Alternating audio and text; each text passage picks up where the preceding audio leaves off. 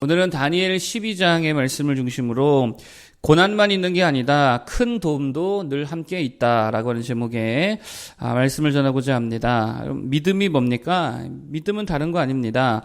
보이지 않는 걸 볼 수 있는 거, 이게 믿음이죠. 그럼 반대로 불신앙이 뭘까요? 불신앙은요, 안 믿는 거다, 이렇게도 볼 수 있겠지만, 다르게 말하면, 보이는 것만 보는 거, 그게 불신앙이다, 이렇게 설명할 수 있다고 생각합니다.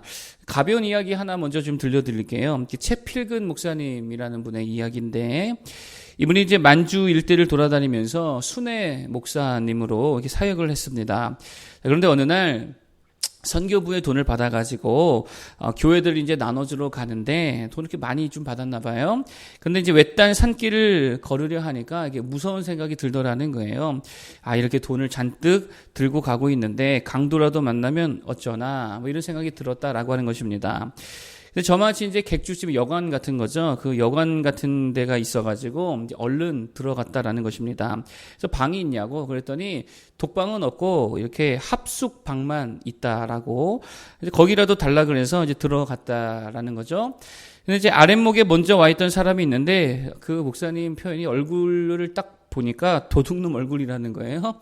얼굴 보고 어떻게 아는지 모르겠지만 딱 도둑놈 얼굴이래요. 그런데 먼저 들어와 있던 사람도 누군가가 들어오는데 얼굴 보니까 한때 강도 얼굴이고 깡패 얼굴이더라라고 하는 거예요. 그래서 밤새도록 한 사람이 이렇게 바스락거리면 저쪽에서 에헴하고 저쪽에서 바스락거리면 이쪽에서 에헴해가지고 밤새도록 한 잠도 못 자고 서로 경계하고 그렇게 하느라 그랬다라고 하는 것입니다.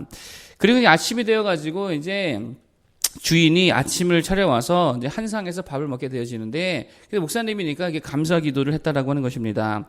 그래서 앞에 앉아있던 그 도둑같이 생긴 사람이 예수 믿으시냐고, 그렇다고, 저는 채필근 목사라고 한다고 그랬더니, 그러시냐고, 목사님이시냐고, 저는 아무개 교회의 아무개 장로라고. 그래서 밤새 서로 그렇게 믿지 못하고 불안에 떨면서 잠을 이렇게 설쳤던 것들을 부끄러워했다라고 하는 그런 이야기입니다. 그러니까 보이는 것만으로 살지 않는 우리 모두가 되기를 바라겠습니다.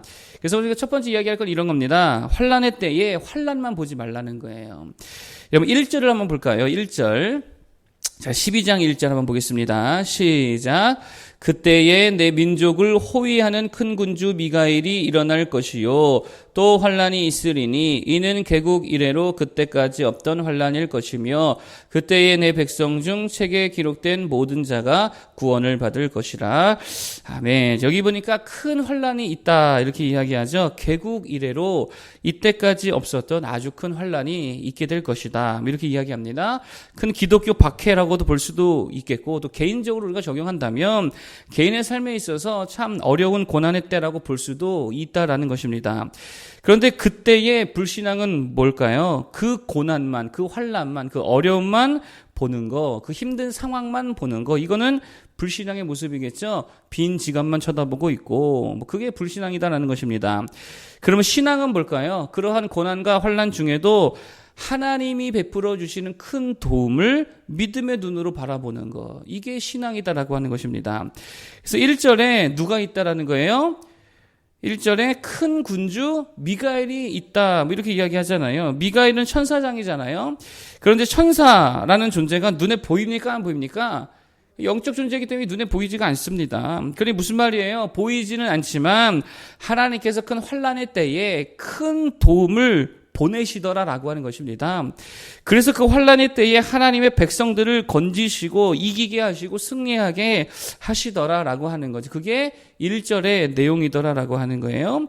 그러니까 고난과 환난의 때에 뭐를 봐야 된다는 거예요? 무조건이죠. 도우시는 하나님의 손길을 바라봐야 될 줄로 믿습니다.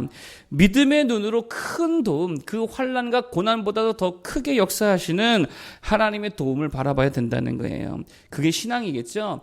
견고한 여리고 성만 보면 그게 불신앙이죠. 또 위풍당당한 골리앗만 쳐다보고 있다라고 한다면 그것이 바로 불신앙이더라라고 하는 것입니다.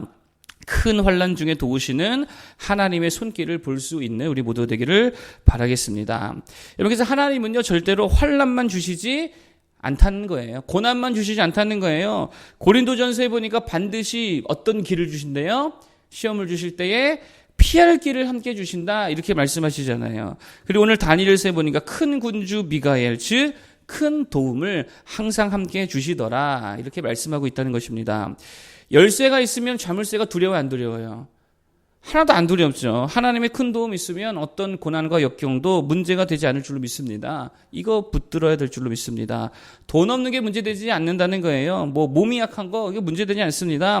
믿음이 없는 게 문제지 다른 건 문제가 아니라는 거예요. 하나님의 큰 도움 볼 줄 아는 모두 되기를 축복합니다. 두 번째로 우리가 봐야 될 게 뭐냐? 예비된 영광 그거 봐야 된다는 거예요. 자, 3절인데 한번 읽어보겠습니다. 3절 12장 3절 시작.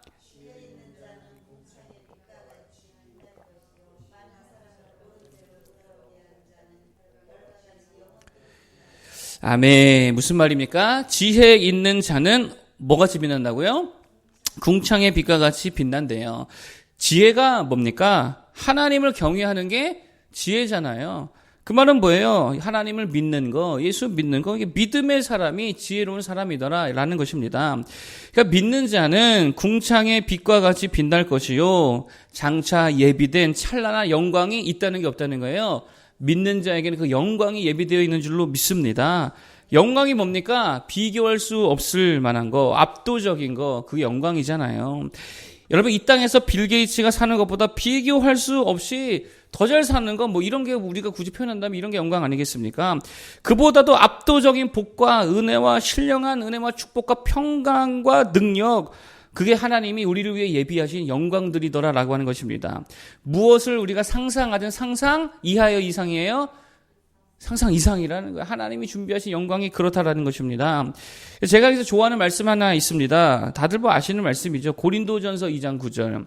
기록된 바 하나님이 자기를 사랑하는 자들을 위하여 예비하신 그 모든 것들은 눈으로 보지 못하고 귀로 듣지 못하고 사람의 마음으로도 생각하지 못하였다 함과 같으니라. 무슨 말입니까? 하나님이 우리를 위해 예비하신 천국의 영광은 또 복음의 영광은 우리의 상상력보다도 더 크고 위대하고 압도적이고 찬란하더라라고 하는 거예요. 우리의 생각이 다 담을 수 없을 만큼 크다라는 것입니다. 그 영광을 우리를 위해 준비해 놓으신 줄을 믿으시기 바랍니다. 그거를 믿음의 눈으로 바라봐야 된다는 거예요. 그러면 그 마지막 영광을 볼 줄 알아야 되겠죠? 이렇게 올림픽 같은 데 보면 특별히 유도나 레슬링 또 이렇게 요즘에는 이렇게 격투 선수들도 보면 이게 귀가 이렇게 찌그러진 선수도 있잖아요. 아시죠? 이거 만두기라고 하는데요. 왜 만두기가 되냐면 이렇게 훈련 중에 귀를 강하게 막거나 강하게 짓눌리거나 바닥에 이렇게 막 눌리고 이러면 이 귀가 퉁퉁 붓고 피가 나고 막 피가 고이고 그런데요. 근데 그 정도 되면은 살짝 스치기만 해도 엄청나게 아프다라는 것입니다. 그런데 그 상황에서 또 훈련하고 또 짓눌리고 또 얻어 터지고 막 그러다 보면은요, 아예 귀가요 단단해져가지고 그렇게 만두기가 되더라라고 하는 거예요. 돌처럼 굳어버린대요. 그러면 그때부터는 아무리 귀를 어떻게 하나 잡아뜯고 해도 전혀 아프지가 않더라라고 하는 것입니다. 보기는 되게 흉하지만 선수들은 이걸 일종의 훈장으로 여기고 있더라라고 하는 거예요. 그래서 상대 선수가 딱 봤는데 만두기다. 그러면 긴장이 된다는 게 저 친구 진짜 독한 놈이구나. 훈련 엄청나게 했던 놈이겠구나. 그래서 긴장이 된다는 거예요. 여러분 그런데 그렇게 지독하게 훈련할 수 있는 힘이 뭘까요? 뭐가 있기 때문이에요? 목표가 있기 때문이겠죠. 금메달이라고 하는 목표, 금메달이라는 그 영광을 보니까 그렇게 귀가 터지다 못해 돌처럼 굳어지면서까지도 훈련하더라라고 하는 것입니다. 우리도 마찬가지죠. 또 넘어지고 또 연단받고 또 싸우고 또 피 터지면서까지도 생명의 길을 걸을 수 있는 힘이 어디에 있을까요? 마지막에 그 영광을 바라볼 때에 그 힘을 얻을 수 있게 될 줄로 믿습니다. 그 영광을 믿음의 눈으로 바라보는 거예요. 하다 보면 포기하고 싶을 때 있지요. 그만두고 싶을 때 있지요. 멈추고 싶을 때도 있죠. 그런데 멈추지 못하는 이유가 뭡니까? 좀만 더 가면, 좀만 더 하면 그 영광에 이르니까. 그렇잖아요. 포기하지 않으면 그 찬란한 영광 중에서 주님을 만나 뵐 수 있기 때문에 이게 우리를 버티게 하고 견디게 하고 나아가 넉넉히 이기게 하는 힘이 되더라라고 하는 거예요. 그러므로 정말입니다. 그 영광을 날마다 바라보며 걸어갈 수 있는 우리 모두 되길 바라겠습니다. 한번 자유를 맛본 사람은요, 다시 노예로 살기 어렵대요. 그래서 한번 이렇게 민주사회가 되잖아요. 그러면 다시금 이렇게 독재사회로 돌아가기가 굉장히 어렵고 거의 불가능하대요. 왜냐하면 자유를 이미 맛보았기 때문이더라라고 하는 것입니다. 자유의 영광이 너무 크기 때문이다. 이렇게 볼 수도 있겠죠. 우리도 마찬가지입니다. 천국의 영광을 한번 본 사람은 절대로 세상으로 뒤돌아보지 않더라라고 하는 거예요. 여러분, 왜 기독교가 로마 시대에 살아남을 수 있었겠습니까? 그렇게 핍박하는데요. 그렇게 잡아 죽이는데요. 다른 거 아니죠. 봤기 때문이에요. 봤기 때문이에요. 뭐를요? 예수님의 기적을, 예수님의 영광을, 예수님의 부활을 그들은 보았기 때문에 이거를 거부할 수도 없고 부정할 수도 없고 돌아볼 수도 없더라라고 하는 것입니다. 기독교 최초의 변증가라고 불리는 사람이 있었어요. 이름은 코드라토스. 저도 이번에 공부하다가 처음 알았는데, 이분이 당시 기독교를 핍박하던 황제 하드리안에게 기독교를 이렇게 변호했다라고 합니다. 그러니까 기독교는 황제가 생각하는 것이 사교도 아니고 거짓된 종교도 미신도 아닙니다. 기독교는 실제로 역사했던 사건들이고 실제 일어났던 기적의 일들입니다. 그리고 아직도 내 주변에, 그리고 황제의 주변에 예수님의 기적을 실제로 본 사람들이, 이때가 AD 한 50여 년 그때니까, 실제로 예수님의 기적을 본 사람들이, 십자가와 부활을 본 사람들이 아직도 생존해 있습니다. 그들에게 한번 물어보시기 바랍니다. 그들은 분명히 봤습니다. 이렇게 변호했다는 거예요. 여러분, 본 사람은 어떤 환난과 박해가 와도 그 신앙을 포기할까 안 할까요? 부활을 본 사람은요, 그거 절대로 포기하지 않습니다. 그게 영광을 보았기 때문이다라고 하는 거예요. 뒤돌아보지 않는 모두 되길 바랍니다. 그 영광에 사로잡힌 우리 모두가 되기를 축복합니다. 자, 그럼 마지막 세 번째 토픽. 그러므로 마지막까지 뭐 해야 되느냐? 인내하는 성도 되기를 축복합니다. 그 13절이죠? 한번 읽어보고 마치겠습니다. 13절. 자, 시작. 너는 가서 마지막을 기다리라. 이는 내가 평안히 쉬다가 끝날에는 내 몫을 누릴 것임이라. 아멘. 마지막을 어떻게 하라고요? 기다려라. 인내해라. 저는 이렇게도 해도 전혀 상관이 없다고 생각합니다. 끝까지 인내하여서 영광에 이르는 우리 모두가 되기를 축복합니다. 오늘 세 가지 말씀드렸어요. 첫 번째는 고난만 보지 말고 고난과 함께 주시는 하나님의 큰 도움을 보자. 그게 믿음이라 그랬죠. 두 번째로 장차 예비된 영광을 봐야 된다 그랬습니다. 상상보다 또 생각보다 더 큰 하나님의 영광, 우리를 위해 준비하신 예비된 그 찬란한 영광을 바라볼 때에 절대로 뒤돌아설 수 없습니다. 사명을 멈출 수 없다라고 하는 거예요. 영광에 사로잡힌 모두 되길 바라겠고, 마지막 세 번째, 끝까지 뭐하자? 인내하며 걸어가자. 그런 우리 성도 되기를 축복합니다. 기도하겠습니다.